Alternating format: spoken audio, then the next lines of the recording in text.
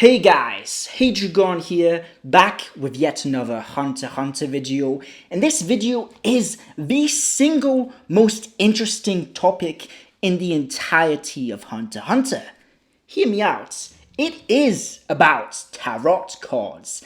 Yes, you heard me right, tarot cards, those cards which give extraterrestrial abilities of self-discovery, learning about the future, and going into the material witchcraft spell world, something that's been renowned throughout history and something which is very taboo and controversial. What does this have to do with Hunter x Hunter, and why am I making a video on it?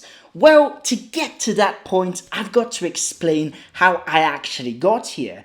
Now, throughout my reread of Hunter x Hunter, from a reviewing lens point of view, I noticed that Hisoka within the Hunter exam is very much portrayed as a Grim Reaper type of figure. What I mean by that is that Hisoka is seen as this inevitable force that no matter what you do, you cannot stop him from doing his will, whereby whatever means he wants. There's a sense of helplessness against Hisoka that feels very much almost like a deity. What makes me think of this even more is Togashi's paneling, where he makes Hisoka's face a shadow with the biggest grin, almost symbolizing the devil, and saying that not even an army would be able to stop him. Whilst at the same time, there's a contrast and dichotomy towards his killer clown nature. He is a circus, the Joker. We all know in cards, for instance in decks, whatever cards, spades, that the Joker is a card that can blend in and be used as a substitution for another card. But to give a more layman's term definition towards what this means, it means that Hisoka can blend in anywhere he wants and make it his own. He owns the stage. Whenever he is on stage, he is the main character. So that was my basis of understanding. Then afterwards, someone called Max on Twitter, I'll leave his, of course, Twitter in the description down below. He didn't want a shout out, but I appreciate you, Max, so thank you for letting me on. Reed showed me that tarot cards are being used in Hunter x Hunter.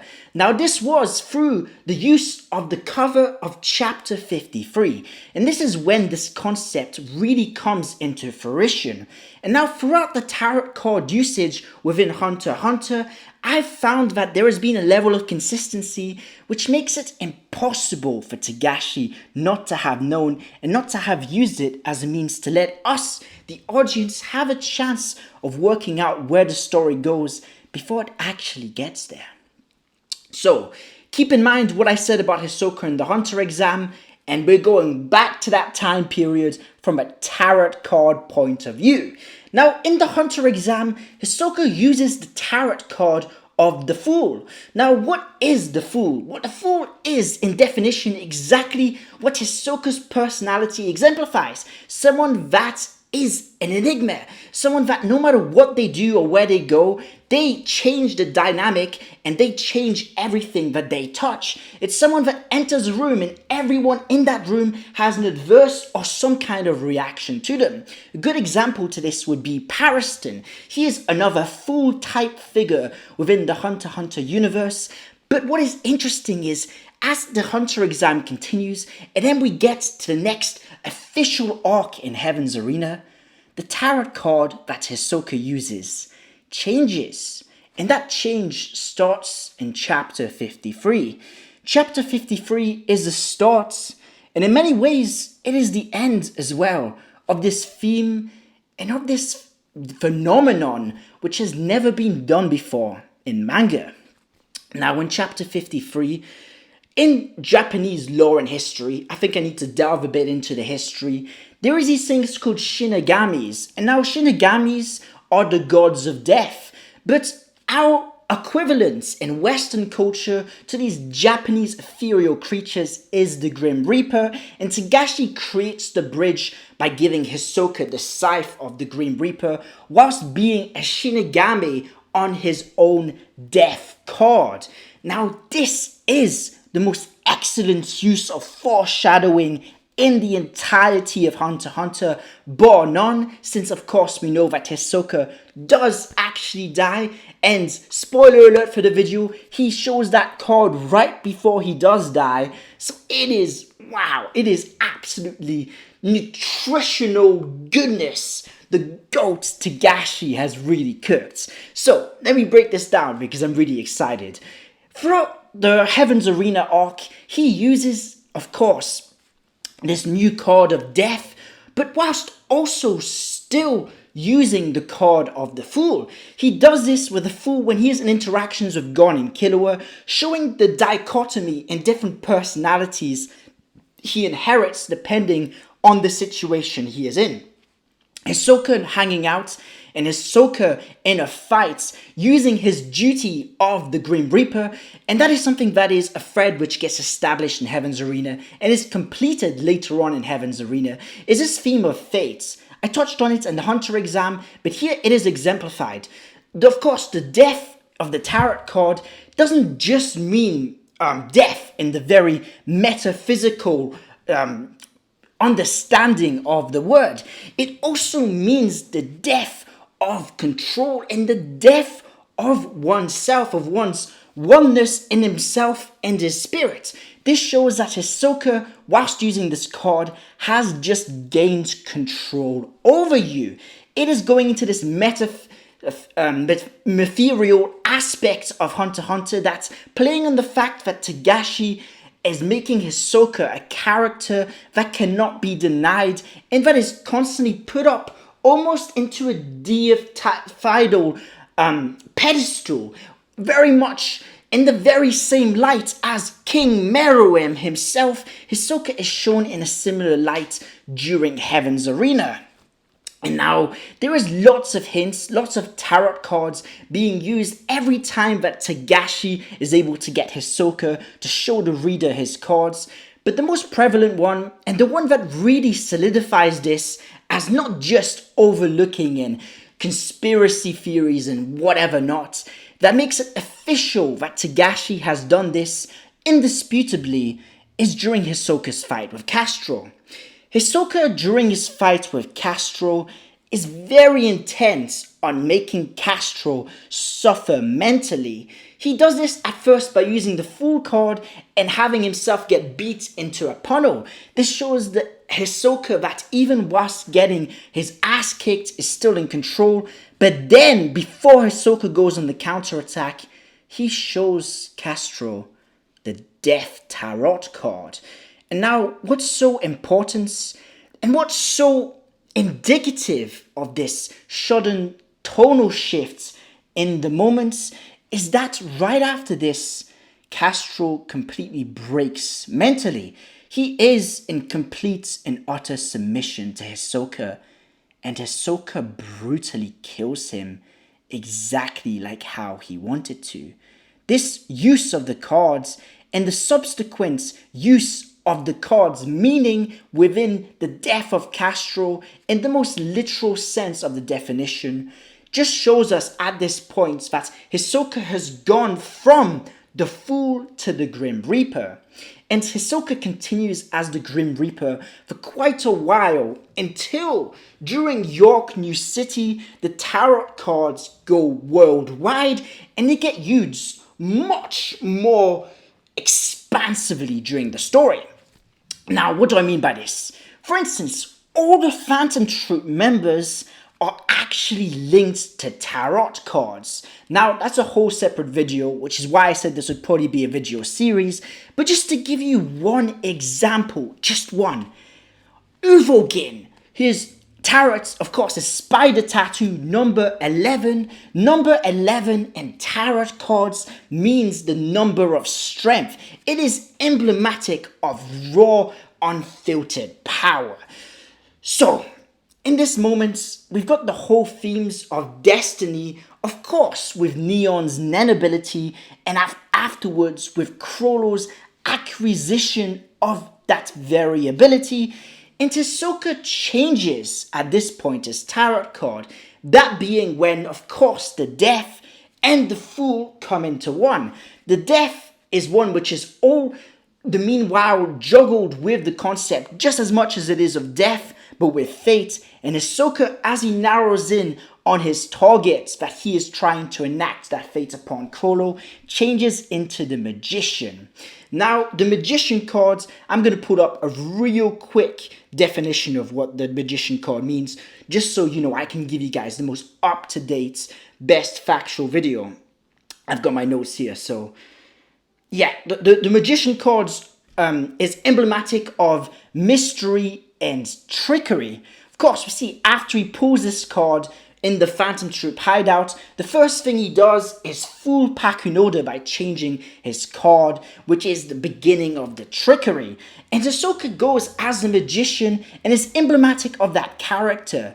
And another thing that really solidifies this claim I made of Hisoka as a deity within the Hunter x Hunter universe is that whenever Hisoka changes his primary tarot card, his characterization and his actions change alongside it. At this moment, Hisoka is acting purely on this trickery and on this... One second, I'm going to double check the definition again. Yeah, and on this manipulation of appearances. At this point in the series, whilst Hisoka has always used texture surprise, he'd primarily been using bungee gum, which is a Joker-esque ability. Because of course we know that combat Hatsu, especially bungee gum, which is linked to Hisoka's past. Of course, we got that exposition that Hisoka loved this one brand of gum when he was younger, so that's inherently linked to his younger personality and younger self. The bungee gum, by extension, that combat Hatsu, is linked to the full part of Hisoka, and then we get Hisoka the Magician, which is emblematic of texture surprise.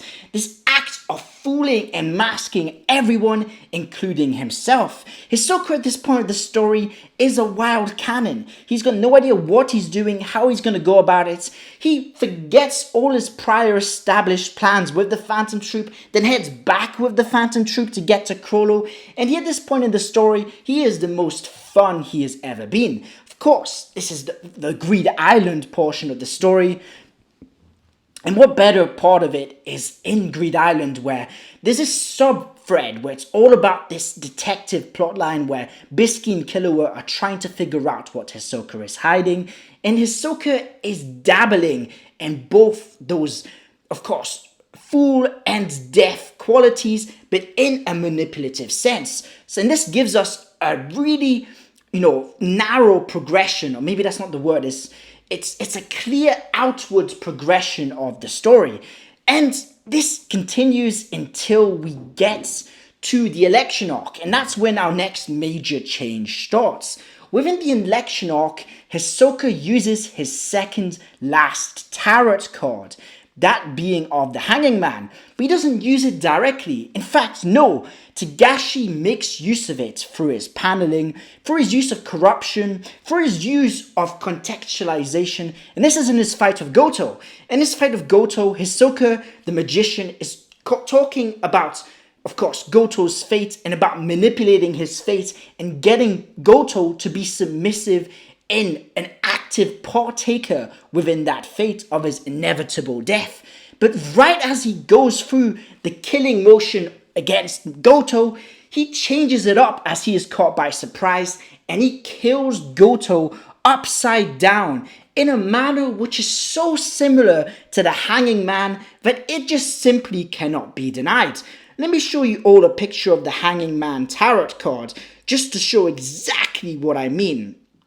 Hanging Man tarot card. Hold on a second. I've got this is the most complicated video I've ever done, so I really want to make sure that everything is absolutely as to fruition as I can make it. So here we are, the Hanging Man tarot card. Now, tell me this does not look like Hisoka coming down to kill Goto. Even the way that Hisoka's feet are sprawling in the air, the way that Hisoka there we can see that this man has got a rope connecting to the tree. Of course, we saw at this moment Hisoka's bungee gum was connected to the trees above him, and he was in this exact motion and killed Goto in a way that Goto was a reverse of the hanging man. This is a symbolism so clear, so direct, it is irrefutable. At this moment, Hisoka becomes the hanging man. And as the hanging man, it is emblematic of a change. The hanging man in the tarot symbolism, the tarot worlds. I've learned about tarots whilst making this video, so that's been fun. But the hanging man here is indicative of a change in destiny, an awakening of sorts. It is hinting at an unforeseen developments / events.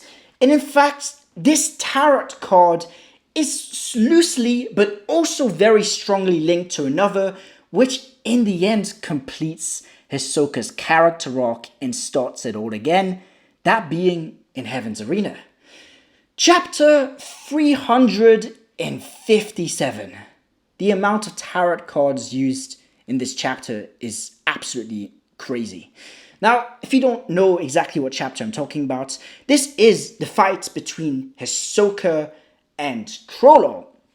Now, in this fight, of course, it goes back to Heaven's Arena before, is in the same stadium. It is a direct parallel of Hisoka against Castro. Hisoka playing the role again of the matador and of Chrollo the bull. It is the exact same scenario exemplified, but this time it is Hisoka's fate, his future, his destiny, which is directly entwined. Before, against Castro, it was a means to a later progression, but going into this deified Hisoka theory that I have made, here Hisoka uses every single tarot card he has used within the series in the order he used them. And right before he dies, he uses the Death Tarot card along with the Hanging Man Tarot cards. But especially Togashi really made the Death Tarot card very visible within this portion of the story. And this is when something very interesting happens. The use of the final tarot card being of the Wheel of Fortune. Now, the Wheel of Fortune, the definition I'm reading, is it implies the changing power balance.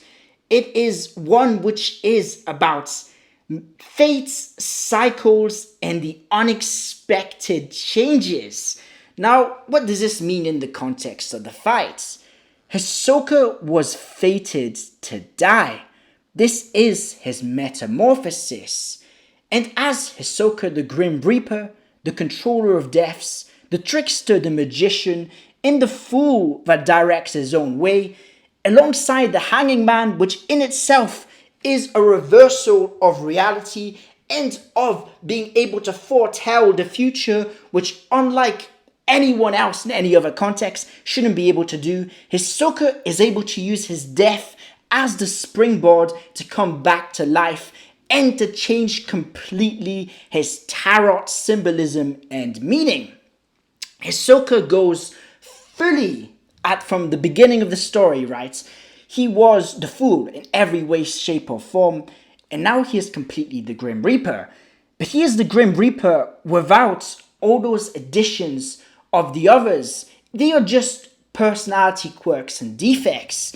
Hisoka himself is now in a position of fate, one which is so intrinsically linked with Chrollo that, quite frankly, there's been a lot of symbolisms towards these concepts of Chrollo, so that could be its own video, but one which really, beyond a shadow of the doubt, shows that Hisoka's conclusion, character-wise, is linking back to his fate and his goal, which is that of the death of Chrollo Lucifer. Now, this is a very junky video. I hope at least it made a bit of sense. I'd actually made a video test before this. It was like 45 minutes. I managed to decompress it a bit. But yeah, that file for some reason saved with no audio, so I hope this works. Hope you enjoyed the video. This was Hadrigon. If you like Hunter x Hunter, I do videos every Tuesday, Thursday, Saturday, so please subscribe. And yeah, hope you've all had an incredible day. I wish you all the best. Hadrigon, peace out. 羽ばたいたら戻らないと言って目指した